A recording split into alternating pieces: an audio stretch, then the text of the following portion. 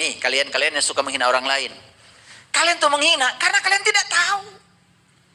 Makanya hinaan itu kan opini pribadi yang dilontarkan pada orang lain. Oleh karena itu saya kasih tahu ilmunya. Kalau kita dihina orang, cukup kita pahami orang itu tidak tahu saya. Jadi buat apa direspon?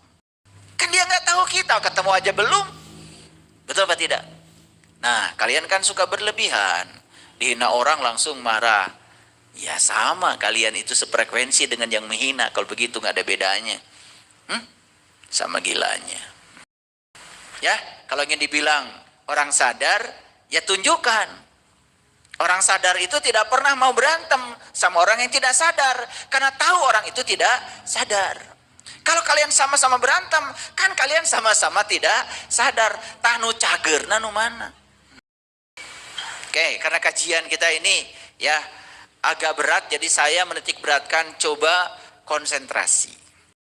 Jadi tugas kita ketika membuat terowongan, berarti harus menghancurkan semua penghalang. Nih, mohon maaf. Ibu, bapak, suami istri. Suami istri ya? Dekat nggak? Dekat. Suka pelukan? Suka. Tidur bersama? Yes. Tapi jangan-jangan harus dibuatkan terowongan. Kenapa? Karena buktinya belum bisa seutuhnya bersatu. Masih suka cekcok. Masih suka berantem.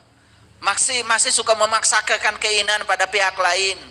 Kan itu belum menyatu. Nah, cari itu penghalangnya. Ternyata penghalangnya sederhana, Bapak Ibu. Karena kedua orang ini yang menyatu tidak tahu tujuannya bersatu. Coba tanya. Semua orang yang sudah menikah, kalau diteliti, kenapa Anda menikah? Tidak ada yang tahu tujuan menikah buat apa. Tujuan menikah itu cuma satu, belajar menerima dan menghargai bahwa Anda dengan pasangan Anda sangat berbeda. Anda dengan pasangan Anda berlawanan. Maka disebut juga di Quran ajwaja, pasangan. Yang namanya pasangan itu kiri kanan. Yang namanya pasangan itu tidak sama. Sementara mereka yang menyatu ingin sama. Kalau sama baju gak masalah, itu di luar gampang.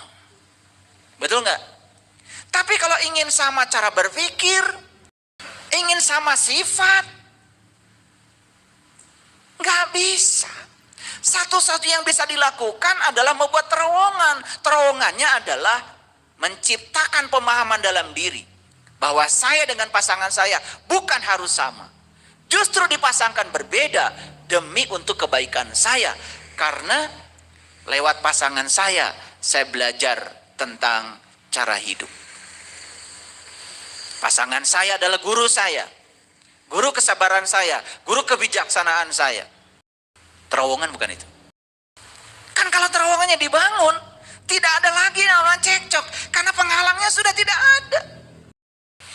Membuat terowongan itu pasti menembus kegelapan, bukan? Ya toh? Karena terowongan pasti di bawah permukaan tanah. Tetapi di ujung terowongan selalu ada cahaya. Setuju? Setuju? Ya, saat membuat terowongan pasti kita melewati kegelapan. Tapi percaya di ujung terowongan ada cahaya. Kalau kita punya keberanian untuk menerobos penghalang itu, akan sampai di ujung. Begitu sampai di ujung, kita baru sadar bahwa sebetulnya kita berangkat dari satu titik ke titik yang berikutnya, itu sama kondisinya. Jadi terowongan silaturahmi ini adalah penghubung kasih sayang. Kan terowongan silaturahmi. Terowongan itu penghubung, silaturahmi itu dari silat. Rahmi itu kasih sayang. Jadi saya yakin ya, pemerintah ini membuat terowongan silaturahmi ini karena ini kasih sayang di antara kita ini masih ada penghalang. Ada penghalang. Dan penghalangnya harus dihancurkan. Coba, apa yang menjadi penghalang manusia sehingga tidak berkasih sayang? Yang sederhana aja. Ibu, bapak, tidak bisa menyayangi seseorang. Jujur ya. Banyak kan yang tidak bisa disayangi? Contoh, Kalau pada anak sendiri, sayangnya luar biasa. Anak tetangga, walaupun kelihatan di depan mata, gak sekolah, bajunya compang-camping, sepatu gak punya, ada gak dalam diri kita perasaan kasih sayang pada mereka? Kenapa tidak muncul itu? Karena kita membedakan.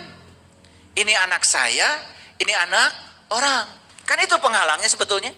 Coba kalau semua anak adalah anak saya, bisa nggak begitu? Kan bisa sebetulnya. Dibuat, terowongannya dibuat oleh kita. Semua anak adalah anak saya. Makanya tekadkan dalam diri, saya bertemu anak siapapun, kalau itu ya perlu saya bantu, akan saya bantu. Tak peduli itu anak siapa. Ada nggak yang punya begitu? Nah itu sudah bikin terowongan. Tapi karena kita membedakan, ini anak saya, ini bukan anak saya. Dalam sesi konsultasi, ya sesi konsultasi beberapa hari yang lalu, ya ada yang minta konsultasi pribadi sama saya. Masalahnya begini, jadi dia mengambil satu keluarga ini, suami istri mengambil seorang anak karena memang tidak punya anak, ya. Nah, ketika mengambil anak ini, ternyata anak ini perilakunya tidak seperti yang diinginkan oleh ayah ibunya yang mengambil. Nah, setiap kali dia melakukan perilaku yang tidak sama dengan keinginannya, selalu terlontar kata-kata yang menyatakan bahwa kamu bukan anak kami. Saya bilang, daripada kamu melakukan itu di usia anak seperti ini, lebih bagus kamu dulu tidak ngambil. Ini makanya saya kasih peringatan, kalau kita mau mengambil, betul-betul mau mengambil, harus utuh dan harus bisa menerima keadaan anak ini. Maksud saya, kan anak ini mewarisi kodrat ibu bapaknya, betul nggak? Tidak mewarisi kodrat ibu bapak yang memungutnya, kan sudah jelas berbeda. Nah sekarang kamu menolak kenyataan itu, tidak mau menerima kodrat yang datang dari ibu bapaknya yang melahirkan, ingin anak ini seperti yang kamu mau. Masalahnya bukan di anak ini, masalahnya di kalian. Jadi saya hantam nih orang berdua nih sampai menangis. Akhirnya dia sudah bisa menerima anak itu seutuhnya, tapi luka pada anak ini sulit disembuhkan karena anak ini sudah kadang tahu kalau dia bukan anak bersih. Bahkan sudah ditunjukkan suratnya kalau anak ini bukan anak. Kan itu melukai. Di situ ada penghalang. Apa penghalangnya? Keengganan kan? Keengganan untuk menerima perbedaan. Betul nggak? Keengganan untuk menerima perbedaan.